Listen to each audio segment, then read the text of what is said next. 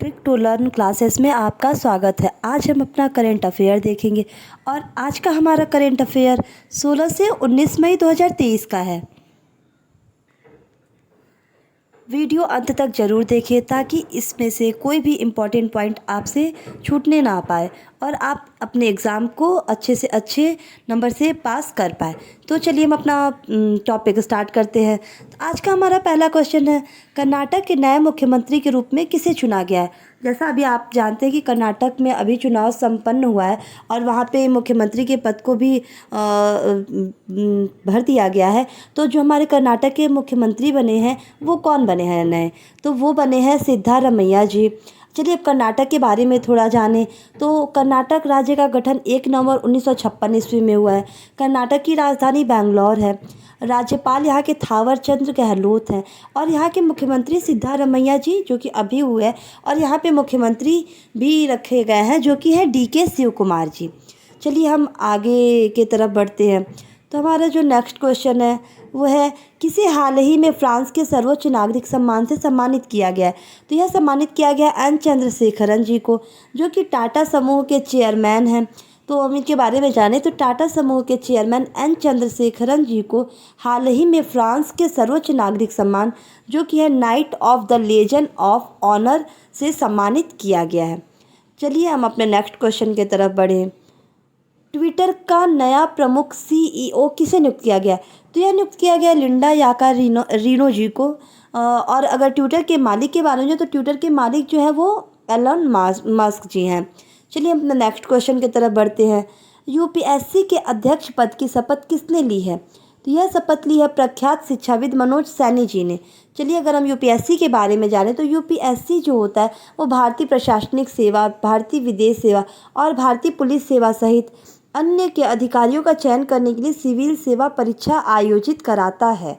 चलिए next question की तरफ बढ़ें। तो हमारा नेक्स्ट क्वेश्चन 5th है, किस बंदरगाह को सर्वश्रेष्ठ प्रदर्शन के लिए बंदरगाह शिपिंग और जलमार्ग मंत्रालय का सागर श्रेष्ठ पुरस्कार मिला है। तो यह मिला है कोचीन बंदरगाह को। यह पुरस्कार शुष्क थोक और तरल थोक कार्गो जहाज़ों को संभालने में कोचीन बंदरगाह के उत्कृष्ट प्रदर्शन के लिए दिया गया है। चलिए हम आगे बढ़ते हैं।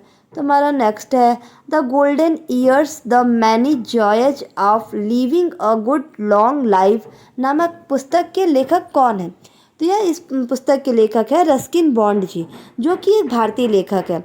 यह किताब उनके जीवन के आखिरी 20 से 30 साल 60, 70 और 80 के दशक के बारे में है। और इनके बारे में जाने तो इन्हें साहित्य और शिक्षा के लिए 1999 में पद्मश्री और 1914 में पद्म भूषण पुरस्कार भी मिला है। चलिए आगे बढ़ते हैं अब हम। तो कर्तव्य पथ के पॉकेट मैप का अनावरण किसके द्वारा किया गया। तो यह किया गया नरेंद्र मोदी जी के द्वारा। अब ये कर्तव्य पथ पॉकेट मैप है क्या, तो इसमें इंडिया गेट परिसर के आसपास स्थित विभिन्न स्थलों और ऐतिहासिक सांस्कृतिक संस्थानों की जानकारी है। पिछले सितंबर में राजपथ का नाम बदल के कर्तव्य पथ कर दिया गया था। तो आपको अगर पूछा जाए कि राजपथ का अभी जो नाम है वो क्या है तो कर्तव्य पथ, या कर्तव्य पथ का पुराना नाम क्या है तो आप क्या बता देंगे, राजपथ। आप इसे भी ध्यान दीजिएगा।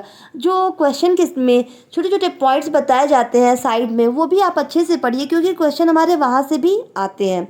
चलिए हम अपने नेक्स्ट क्वेश्चन की तरफ बढ़ते हैं।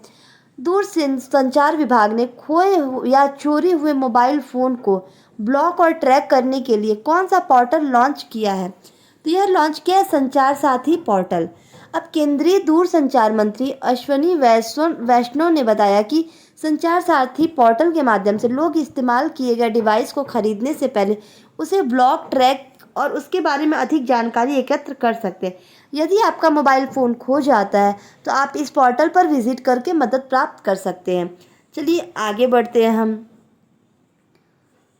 सर्वाधिक मोबाइल स्पीड के मामले में दुनिया में शीर्ष पर कौन सा देश रहा है। तो यह रहा है कतर।